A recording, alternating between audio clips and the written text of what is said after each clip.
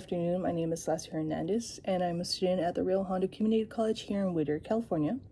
What I've learned within my ethnic studies class is that the world isn't in black and white, that there's more than what we're taught in school. Because as children, you're taught the very vague and simple wars, right? What was won, what was lost, the depths, and usually the depths were that of white people, and hardly was it that you had any additional information about other ethnicities. It was as if they didn't exist, that in the world itself, it was just whites and whites only. So therefore, it just made me think, you know what, there's nothing much to life. There's nothing much to history. It's just the same information given over and over.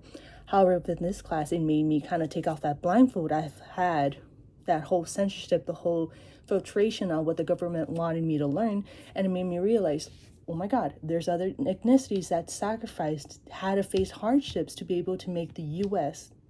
what it is now, right? Because to other states and countries, we're considered the best. We're considered the first world country compared to other third world countries, right? And it's all simply thanks to all these people and all their sacrifice that they've done, right? Because immigrants, African Americans, Asian Americans, like that of Chinese, Japanese, Mexican Americans, and Native Americans, they all faced hardships, that of racial injustice, discrimination, segregation, inhumane actions that doesn't really justify why the U.S. did that for it, why the U.S. did what it did to them.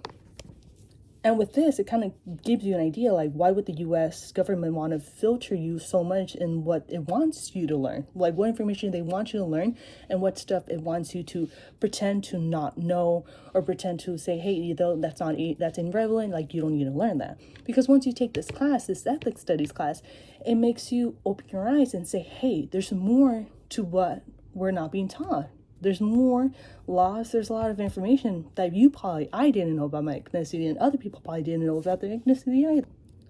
And it's simply because the minute you learn stuff, you start questioning the government, you start questioning their motives, they're questioning everything that they do.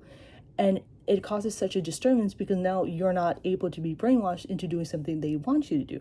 Now, how does this relate to me in my nursing career? Is that there can't be any racial discrimination amongst anything, because how are you supposed to genuinely care for your community if the community itself is mixed of different people, different ethnicities coming together, different language barriers?